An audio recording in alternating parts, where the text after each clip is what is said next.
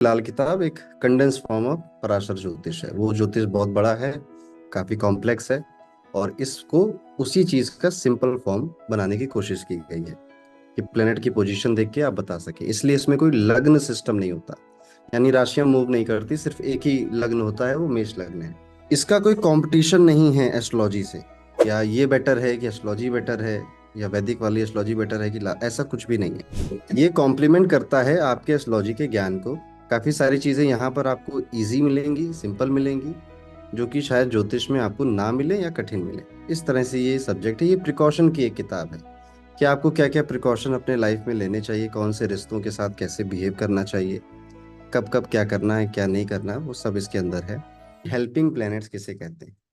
इन्हें बोला जाता है मदद करने वाले ग्रह, साथी ग्रह। साथी ग्रह भी इनको बोला जाता है। बड़ा सिंपल सा है। किसी भी प्लेनेट से फिफ्थ हाउस में बैठे प्लेनेट को सपोर्ट मिलेगा, हेल्प मिलेगी। किसी भी प्लेनेट को आप देख सकते हैं कि यहां पर मैंने सैटर्न को बैठाला फर्स्ट हाउस में, और यहाँ पे सन को बैठाला। अब सैटर्न से काउंट करें तो 1, 2, 3, 4 और 5। तो सैटर्न से फिफ्थ हाउस में सन बैठा है, तो अब सन को सैटर्न का सपोर्ट मिलेगा। इंस्पाइर्ड सन एंड सैटर्न एनिमी है, ठीक है। अब यहां पर सूर्य को शनि का सहयोग मिलेगा, हेल्प मिलेगी। अब कैसे? जैसे सूर्य आप खुद हो और आपकी नौकरी है, चंद्रमा आपकी मदर हैं, जुपिटर आपके फादर हैं, राहु आपका ससुराल है, केतु आपकी नर संतान है। बता दिया था, ओके ठीक है। शनि जो है ये चाचा ताऊ है, और शनि एक सर्वेंट भी है। आपके जो सर्वेंट है वो भी शनि ही है। सूर्य आप खुद हो। अब शनि का सहयोग मिलेगा सन को, यानी कि सर्वेंट से खुश रहोगे आप, चाचा से खुश रहोगे आप, ताऊ से खुश रहोगे आप। क्लियर हो रहा है? समझ में आ रहा है? आप अपने हॉरोस्कोप में देखिए कि कौन कौन से प्लेनेट एक दूसरे को सपोर्ट कर रहे हैं। उसे लिख लीजिए, हेल्पिंग प्लैनेट्स की एक चार्ट बनाइए, उसी में लिख डालिए। पांचवा हाउस काउंट करना है। अब ये सिर्फ फर्स्ट हाउस से नहीं करना, अगर कंफ्यूजन हो रही हो।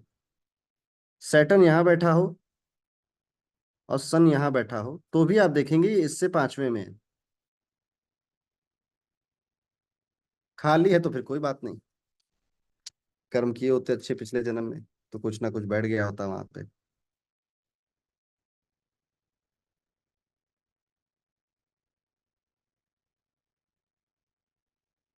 खाली है तो कोई बात नहीं।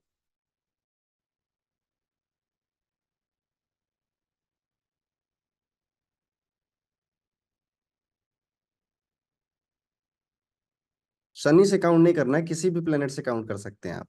यहाँ पे मैं शनि का बस एक एग्जांपल दे रहा हूँ। हम मरकुरी भी ले सकते हैं, और यहाँ वीनस भी बैठा सकते हैं। मरकुरी से पांचवा, ठीक है। जैसे नितिका अरोड़ा जी का मार्स से फिफ्थ में राहु है, ठीक है।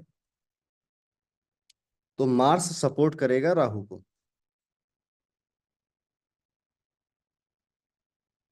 वीनस इज स्पाउस, वीनस आपका स्पाउस है।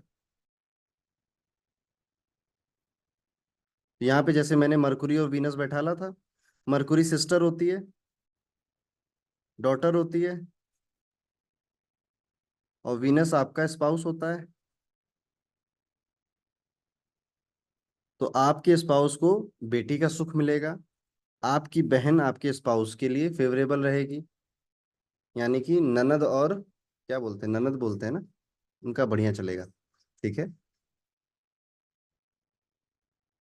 मार्स आपका भाई है, और मार्स आपके दोस्त हैं।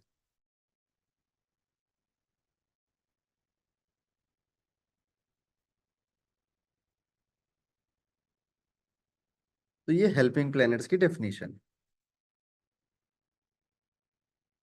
सूर्य आप खुद हो, राहु आपका ससुराल है।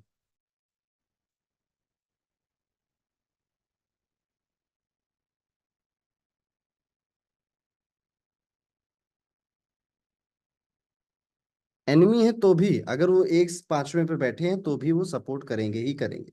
ठीक है, एनिमी है इन स्पाइट ऑफ दैट। ठीक है, वो सपोर्ट करेंगे अगर वो पांचवें पे बैठे हैं, ये इनकी मजबूरी है हेल्प करना। यस, ये सब पे अप्लाई करता है, बस पोजीशन फिफ्थ होनी चाहिए।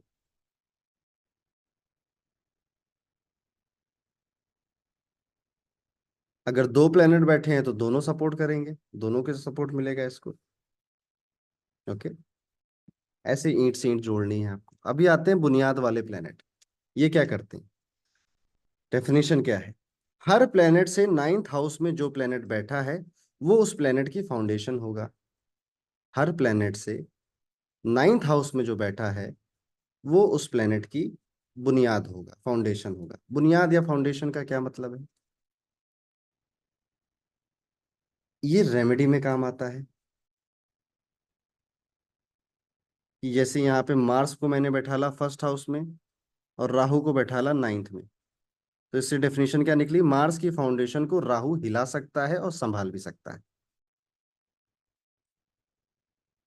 अगर वर्ष फल में राहु खराब हुआ, राहु एर्थ में आ गया, लेट्स सपोज वर्ष फल में एर्थ हाउस बुरा मानते हैं, तो आपके भाई को कष्ट होगा उस साल, आपके भाई को प्रॉब्लम होगी। सपोर्ट स्ट्रक्चर, तो अगर आपकी बुनियाद हिलेगी, तो जिस भी बुनियाद हिलेगी तो बिल्डिंग गिरेगी। राहु फर्स्ट में है, जुपिटर नाइन्थ में है, तो राहु की जो बुनियाद है वो जुपिटर हिला सकता है।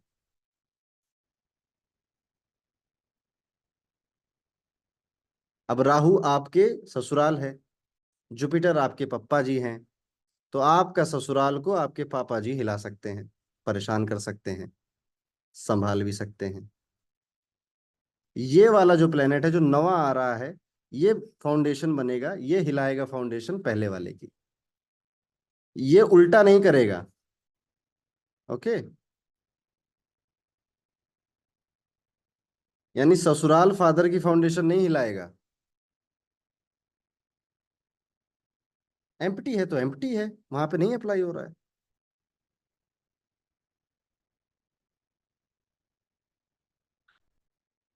देखो इसको फिर से समझाता हूँ। किसी भी प्लेनेट से कोई और प्लेनेट नाइन्थ में बैठा है, ये इतना तो काउंट करना, निकालना सीख गए आप कि नोवा कैसे निकालते हैं। बस प्लेनेट जहां बैठा है उससे गिनना शुरू करना है आपको। नाइन्थ आ गया, ठीक है। अब जो भी प्लेनेट नाइन्थ में आया है, ये फाउंडेशन है इस रिश्ते की, या इस प्लेनेट से मिलने वाली, इस हाउस से मिलने वाली चीजों की।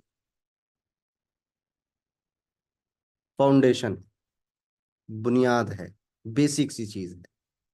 ओके,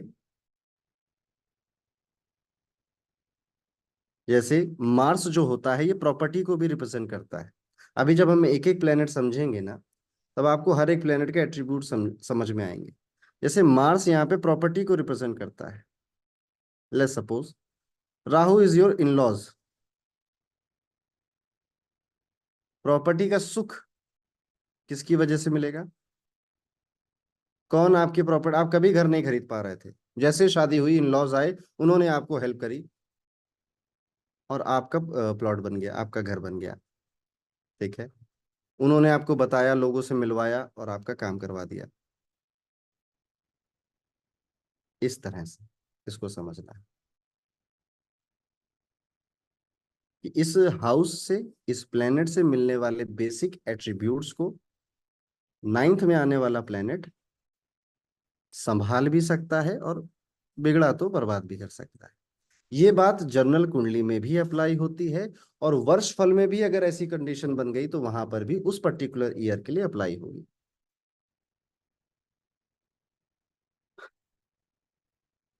अभी हो सकता है आप ईंट से ईंट ना जोड़ पा रहे हो कि मेरा राहु मून है, ये क्या होगा, इसको कैसे देखना है, क्योंकि अभी आपने प्लैनेट्स के एट्रीब्यूट्स नहीं समझे हैं, पढ़े नहीं हैं, प्लैनेट कैसे फंक्शन करते हैं। तो मैं यहाँ पर चाहूंगा बस ये एक से नौ वाला और एक से पांच वाला जोड़ के देख लीजिए, जोड़ना आ जाए आपको कि हेल्पिंग कैसे काउंट करते हैं, बुनियाद कैसे काउंट करते हैं। टक्कर मारने वाले प्लेनेट,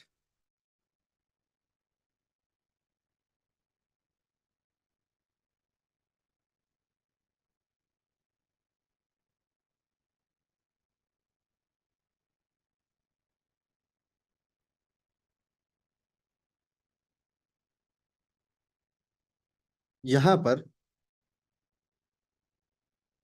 अभी 5 सीखा था, 9 सीखा था, अब 6 और 8 का कॉन्सेप्ट है। किसी भी प्लेनेट से छठे घर में, किसी भी प्लेनेट से 8वें घर में जो भी प्लेनेट बैठेगा वो एक दूसरे को टक्कर मारेंगे।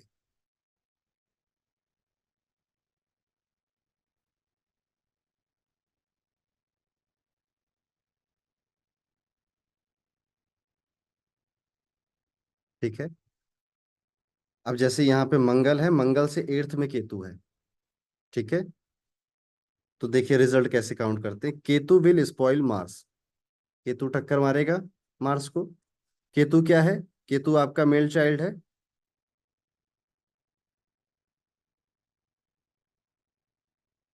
और मंगल आपके भाई हैं। टक्कर मारना मतलब खराब करना, यानी कि कुछ निगेटिव होगा। आपके भाई को बच्चे का, लड़के का सुख नहीं मिलेगा। आपके ब्रदर को लड़के का सुख नहीं मिलेगा, उसके पास फीमेल चाइल्ड ज्यादा होंगे, या फीमेल चाइल्ड ही होंगे सिर्फ। तो अपने से छठे यहां से भी काउंट किया जा सकता था, अगर मार्स यहाँ बैठे तो 1 2 3 4 5 6, केतु यहाँ बैठे तो भी ये बात अप्लाई होगी कि टक्कर मार रहे हैं एक दूसरे को।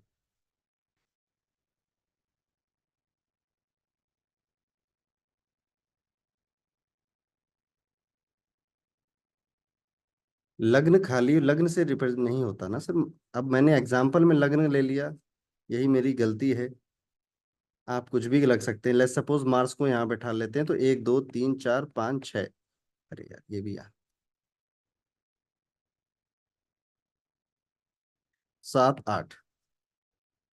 ठीक, तो केतु या तो 8वें में जैसे यहाँ लिखा है 8वें में, केतु या तो छठे में जैसे यहाँ लिखा है छठे में। अगर बैठेगा तो मार्स को टक्कर मारेगा, मार्स को खराब करेगा। अब ऐसे ही एक एग्जांपल और समझेंगे। ये जुपिटर से 8वें में सन बैठा है, दिख रहा है आप लोगों को? जुपिटर से 8वें में सन बैठा है। जुपिटर आपके पिताजी हैं, सूर्य गवर्नमेंट है, सरकार है। फादर को लीगल प्रॉब्लम्स होंगी, सरकार परेशान करेगी, टैक्स और डिपार्टमेंट वाले परेशान करेंगे। ओके। तो ये वाइसे वर्सा सिर्फ इस केस में अप्लाई हो सकता है, टक्कर वाले में। ठीक है। पर यहाँ पर वाइसे वर्सा नहीं है। यहाँ पर ये मदद कर रहा है इस वाले की, और यहाँ पर ये बुनियाद है इस वाले की। ठीक है। तो यहाँ पे वाइसे वर्सा नहीं हो रहा है। यहाँ पे ये इसकी मदद नहीं कर रहा है, और यहाँ पर ये इसकी बुनियाद नहीं है। ठीक। यहाँ पर टक्कर में तो खराब करेंगे मामला। देखिए एक एग्जाम्पल मैंने उसका बताया, इसीलिए दूसरा एग्जाम्पल उसका बताया। तो ये 3 प्लैनेट्स, 3 कंडीशंस होती हैं प्लैनेट्स की। हेल्पिंग प्लैनेट्स, बुनियाद वाले प्लैनेट्स, और टक्कर मारने वाले प्लैनेट्स। हेल्पिंग प्लैनेट्स कितने दूरी पे बैठने चाहिए? ठीक, वेरी गुड, 5 पे। किसी भी हाउस में बैठ के 5वां काउंट कर सकते हैं कि सिर्फ लगन से करना है? किसी भी हाउस में से कर सकते हैं। पहला वाला 5वें को हेल्प करेगा या 5वां वाला पहले को हेल्प करेगा?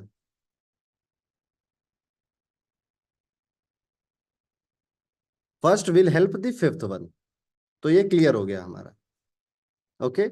अब यहाँ पे होमवर्क लिख लीजिए कि मैं काउंट करूंगा कौन कौन किसको हेल्प कर रहा है इस क्लास के बाद, अपनी कुंडली का भी और 3 4 कुंडलियों का। और अगर 2 प्लेनेट बैठे हैं लेट्स सपोज किसी हाउस में, और उससे 5वें में बैठा है कोई, तो वो दोनों हेल्प करेंगे 5वें वाले की। यहाँ तक क्लियर है? हेल्पिंग प्लैनेट्स क्लियर हो गया हमारा। ठीक है। दूसरा कॉन्सेप्ट हमने सीखा, बुनियाद यानी कि फाउंडेशन वाले प्लैनेट, जो कि फाउंडेशन हिला भी सकते हैं और संभाल भी सकते हैं, यानी कि उनके पास कंट्रोल है। इसमें कौन सा नंबर देखना होता है, कितनी दूरी पे? 9th पे। सिर्फ लगन में देखना या कहीं भी देख सकते हैं? किसी भी हाउस से, किसी भी हाउस से देख सकते हैं। पहला वाला 9th की बुनियाद हिलाएगा या 9th वाला पहले की बुनियाद हिलाएगा? नहीं, कोई भी नहीं। 9th वाला पहले की बुनियाद हिलाएगा, ये आंसर सही है। हिला भी सकता है, बना भी सकता है, फाइवर भी कर सकता है, परेशान भी कर सकता है। ओके, तो ये हमारा बुनियाद वाले प्लैनेट्स क्लियर होता है। तीसरा हमने टक्कर समझा। ओके, टक्कर। टक्कर कितने नंबर पे प्लेनेट होना चाहिए? या तो 6, या तो 8। सिर्फ फर्स्ट हाउस से देखना है, किसी भी हाउस से देख सकते हैं, किसी भी एनी हाउस से देख सकते हैं। यहाँ पे पहला वाला दूसरे को, छठे वाले आठवें को परेशान करेगा, या छठा आठवां पहले को भी कर सकता है। वैसे वर्षा दोनों अप्लीकेबल है। एक कॉन्सेप्ट है सोया ग्रह, स्लीपिंग प्लेनेट। जब आप सोते हो तो आंखें कैसी होती हैं आपकी? आंख खोल के सोता है कोई आप में से? तो सोते हो, क्या पता दूसरे देश से आए हो, दूसरी दुनिया से। आंखें बंद होती हैं। आंखों से रिलेटेड कोई कॉन्सेप्ट एस्ट्रोलॉजी में? दृष्टि, दृष्टि, ऐसा कुछ सुना है क्या? समझे? तो देखो, ये कुंडली है, लाल किताब कुंडली। यहाँ पे मरकुरी बैठा है। अब मरकुरी का एस्पेक्ट किस हाउस पे जा सकता है? मरकुरी किस हाउस पे दृष्टि डाल सकता है? 7th पे। अब 7th हाउस आपका एम्प्टी है, तो बेचारा बहुत देर तक आंखें खोलकर क्यों बैठे, जब कोई है ही नहीं सामने देखने वाला? तो क्या करेगा वो? आंखें बंद करके सो जाएगा। इसको कहेंगे सोया हुआ ग्रह। और एक शब्द से बोलते हैं सुप्त। सुप्त प्लेनेट, पर सुप्त थोड़ा ज्यादा ही हिंदी हो जाएगी। सोया वाला इज ओके। समझ गए आप इसका कॉन्सेप्ट? कि हमारी दृष्टि जहां जा रही है वहां पे कोई प्लेनेट नहीं बैठा है, तो मैं सो जाऊंगा। और अगर मरकुरी सो गया तो अच्छा रिजल्ट देगा कि बुरा? कॉमन सेंस क्या कहता है? बैड रिजल्ट देगा। ठीक है, रिजल्ट ना भी दे तो कोई बड़ी बात नहीं है, सो गया ना। पर आपको मरकुरी के अच्छे रिजल्ट चाहिए, तो आप क्या करोगे? उसे जगाओगे कि भाई उठ जा यार, बस हो गया, कितना सोओगे? सोए हुए प्लेनेट कुछ कुछ एक्टिविटी से अपने आप जाग जाते हैं। जैसे कि ये आप लिख लीजिए, अगर सन है और आपकी सरकारी नौकरी लग जाए तो ये जग गया, ये इस एक इवेंट से जाग जाएगा। 22 साल के बाद ये अपने आप ही जाग जाता है, आफ्टर 22 ईयर्स।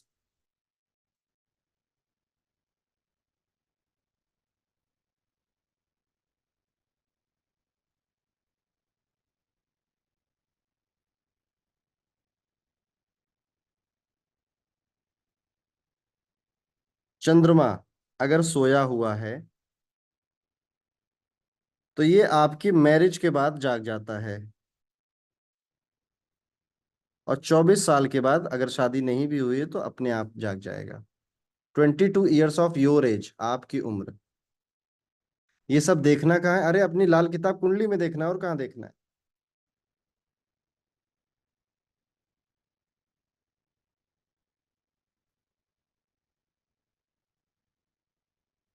मार्स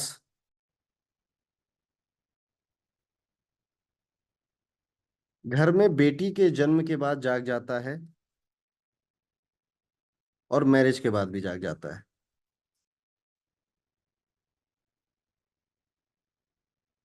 और वैसे ही 28 साल की एज के बाद अपने आप ही जाग जाएगा।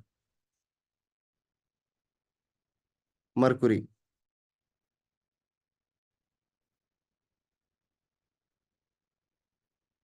आपकी डॉटर की मैरिज के बाद, या आपकी सिस्टर की मैरिज के बाद ये जाग जाएगा।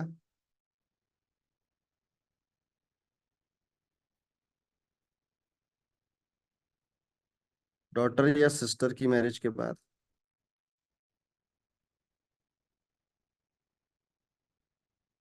या अगर आप कोई बिजनेस शुरू कर दें तो जाग जाता है। अदरवाइज ये 34 ईयर्स के बाद खुद जाग जाता है।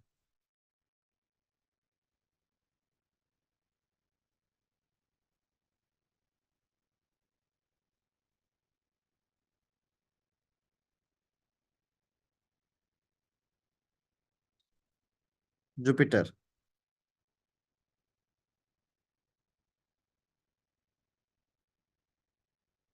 जॉब या बिजनेस के लगने या स्टार्ट होने के बाद जगता है, 16 वर्ष के बाद खुद ही जाग जाता है। वीनस। मैरिज। देख रहे हो मैरिज कितनी जरूरी है। क्यों घर वाले कहते हैं शादी कर लो बेटा? इसीलिए कहते हैं सब सोए हुए लोगों को जाग जाते हैं। आपकी नींद उड़ जाती है तो ये प्लैनेट्स की क्या औकात है, ठीक है, इनकी भी नींद उड़ जाती है। हर जगह marriage. Otherwise after 25 years of your age. सेटन। मकान खरीदने के बाद, प्रॉपर्टी परचेज के बाद। अदरवाइज 36 की एज के बाद अपने आप हो जाएगा।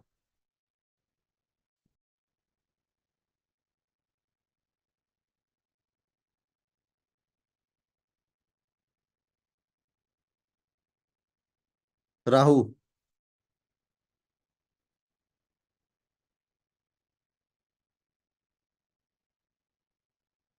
राहु ससुराल, ससुराल मिलने के बाद यानी कि फिर से मैरिज, ठीक है, या फिर अपने आप 42 के बाद जग जाएगा।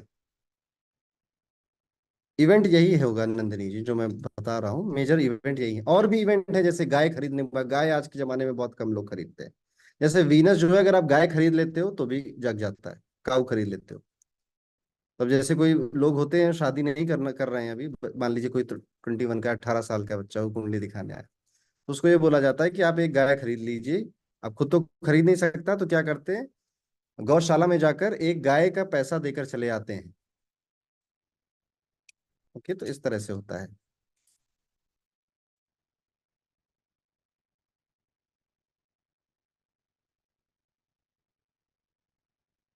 केतु आपके बेबी बॉय के जन्म के बाद, या फिर 48 ईयर्स की एज के बाद।